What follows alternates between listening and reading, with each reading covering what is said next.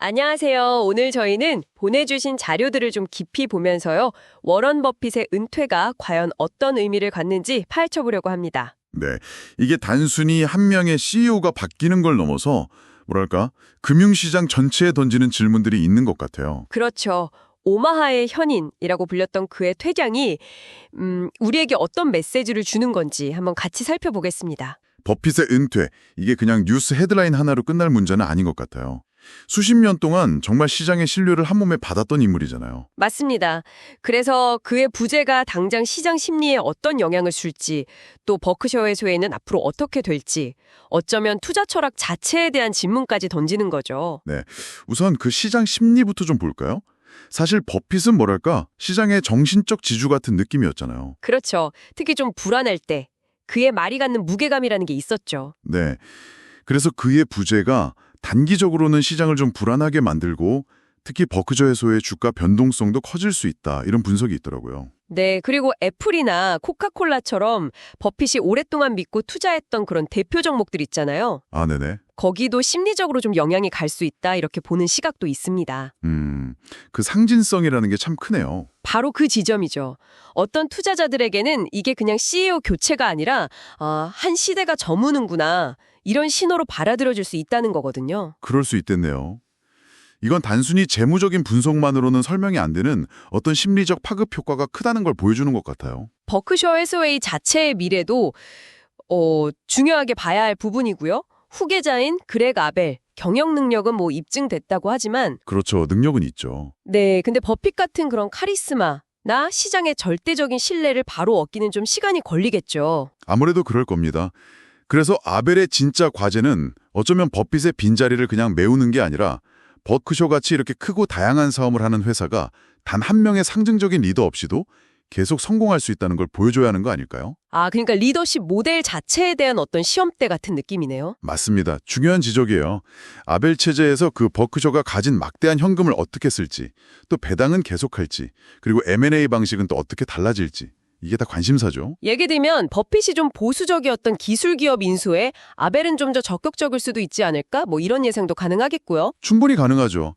그런 전략 변화 하나하나가 단순히 버크셔에만 영향을 주는 게 아니라 보험, 철도, 에너지, 관련된 산업 전반에 영향을 줄 수 있습니다. 투자 철학 쪽도 한번 짚어봐야 할 것 같은데요. 버핏 하면 역시 가치 투자. 저평가된 기업 찾아서 오래 묻어두는 거였잖아요. 네, 그게 핵심이었죠. 근데 최근 몇 년 시장 분위기는 사실 AI나 전기차, 이런 미래 기술, 성장성에 훨씬 더 크게 베팅하는 쪽으로 갔단 말이죠. 네, 맞아요. 그런 분위기가 강했죠. 그럼 버핏의 인태가 혹시 이런 투자 패러다임의 변화를 상징적으로 보여주는, 어쩌면 좀 가속화하는 그런 계기가 될 수도 있을까요? 충분히 그럴 수 있다고 봅니다.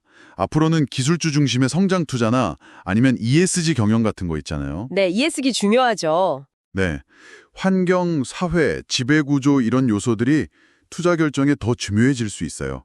이게 결국은 미래에는 어떤 투자 철학이 지배할 것인가? 이런 근본적인 질문으로 이어지죠. 그렇군요. 근데 또 흥미로운 건 2008년 금융위기나 팬데믹처럼 아주 불확실한 시기에는 오히려 버핏 스타일의 안정적인 가치 투자가 다시 주목받을 가능성도 있다는 거예요.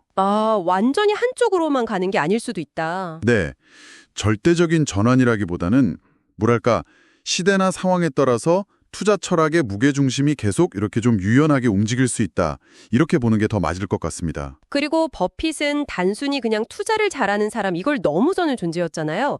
매년 그 주주 서한 발표에서 지혜 나눠주고 또 기부도 엄청나게 하고요. 그렇죠. 사회적 책임감도 강조했고요. 네, 글로벌하게 상징성이 큰 인물이었죠. 그 점에서 보면 그의 퇴장은 그냥 한 기업의 리더가 바뀌는 걸 넘어서는 의미가 있어요. 예를 들어 기업 경영의 투명성이라던가 장기적인 비전이 얼마나 중요한지, 또 주주들과 어떻게 소통해야 하는지 같은 전 세계 기업들이 고민해야 할 더 큰 가치들에 대한 논의에도 영향을 줄 수 있다는 거죠. 확실히 한 시대의 방향을 제시했던 인물의 퇴장이라 그 의미가 더 깊게 다가오네요. 자, 그럼 이 모든 이야기들을 종합해보면 뭘까요?